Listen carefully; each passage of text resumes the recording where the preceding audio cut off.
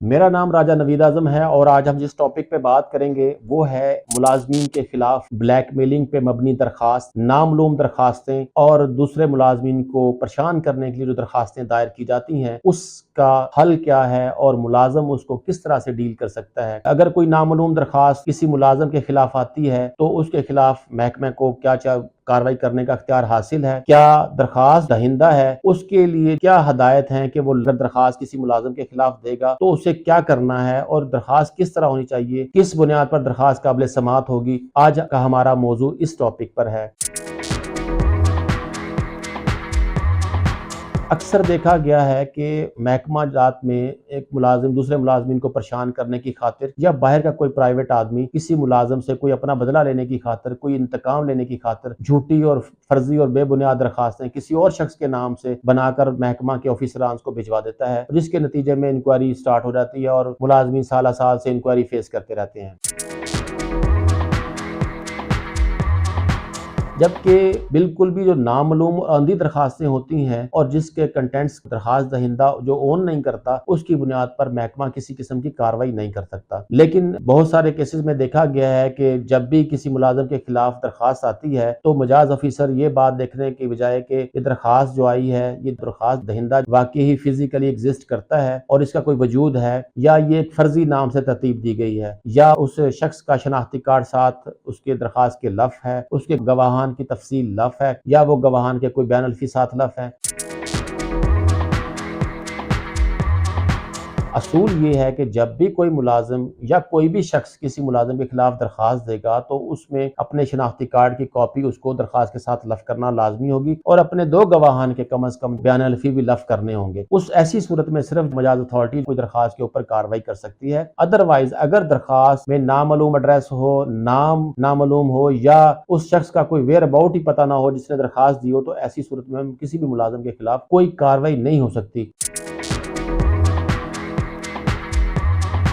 कानून ये कहता है कि अगर कोई ऐसी दरखास्त आएगी जिसके कंटेंट्स मुबहम होंगे, जिसका दरखास्त दहिंदा पेश नहीं होगा, उसके गवाहान पेश नहीं होंगे तो ऐसी दरखास्त पर किसी किस्म की कोई कार्रवाई स्टार्ट नहीं की जाएगी और इसकी बुनियाद पर किसी ऑफिसर को ब्लैकमेल, हरास या डिमोरलाइज नहीं किया जा सकता। ऐसी दरखास्तें रद्दी की टोकरी में डाल देनी चाहिए। मगर अनफॉर्चुनेटली ये हो रहा है कि हर इदारे में जो लोग हैं वो ब्लैकमेलिंग की बुनियाद पर, मुलाजमीन को परेशान करने की बुनियाद पर, हरासा करने की बुनियाद पर वो सिर्फ क्या करते हैं कि किसी भी शख्स के नाम से कोई दरखास्त बनाते हैं फर्जी तौर पर और उस शख्स के खिलाफ दे देते हैं जिससे उन्हें कोई मकासद हासिल करने होते हैं। तो उस दरखास्त की दायर होने से जो मुलाजम को तकलीफ का सामना करना पड़ता है, उसको जो ट्रायल फेस करना पड़ता है, उसके लिए इंक्वायरी के लिए कार्रवाई जो उसे फेस करना पड़ती है, जिस तकलीफ और कर्ब से वो गुजरता है उस बात का अंदाजा नहीं लगाया जा सकता। इसीलिए ये कानून बनाया गया था कि अगर कोई शख्स दरखास्त देने के लिए आ रहा है तो वो नेक नीति से आए, खुद उस दरखास्त के अंदर जो मंदरजात उसने दर्ज किए हैं उसको ओन करे और फिर उसके गवाह उस बात की गवाही दें कि जो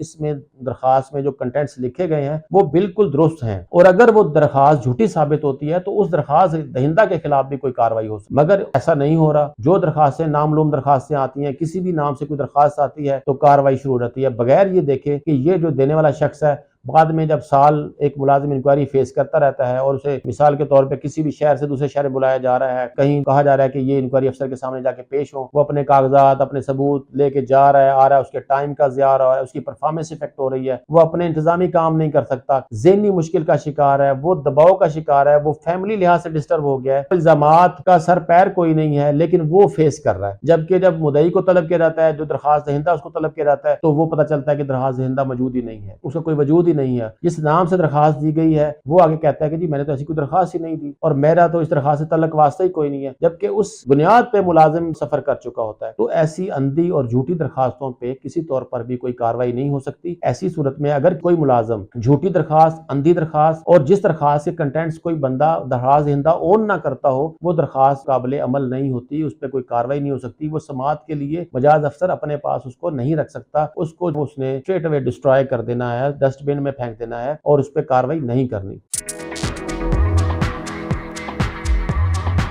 तो हमारा ये वीडियो जारी करने का मकसद ये है कि जो मुलाजमीन इस तरह की कार्रवाई का सामना कर रहे हैं तो वो बराए करम इस बात को समझें और पहले ही पेशी पर जब वो उनको मुजाज ऑफिसर बुलाए तो वो कहें कि इस बात को यकीनी बनाया जाए कि जो दरखास्त दहिंदा है उसको तलब किया जाए, वो दरखास्त के कंटेंट्स को ऑन करे اور اس بات کا بین الفی دے کہ اگر درخواست میں درجات جھوٹے یا بے بنیاد ثابت ہوئے تو اس کے خلاف کارروائی کا جواز موجود ہوگا، جو ملازم یہ کارروائی فیس کر رہا ہے تو اس بنیاد پر کارروائی آگے بڑھ سکتی ہے، ادروائز یہ کارروائی آگے نہیں بڑھ سکتی۔ تو یہ اندھی درخواستوں پہ جو کارروائی ہو رہی ہے اور جو نامعلوم درخواستوں پہ کارروائی ہو رہی ہے اور ایسی درخواستیں جو کسی لوگوں کے نام سے دی گئی ہیں جن کو پتہ ہی نہیں ہوتا اور اس کے نام سے درخواست رہتی ہے، تو ایسی تمام درخواستوں پہ کارروائی ڈراپ ہونی چاہیے اور کالعدم قرار دی جانی چاہیے۔ اگر ایسا کوئی ملازم فیس کر رہا ہے تو وہ قانونی جو میں نے ذکر کیا ہے ان نکات کا سہارا لے کر وہ کارروائی کو کالعدم کروا سکتا ہے، تاکہ جو قیمتی وقت ہے اس کا ضائع نہ ہو، اس کو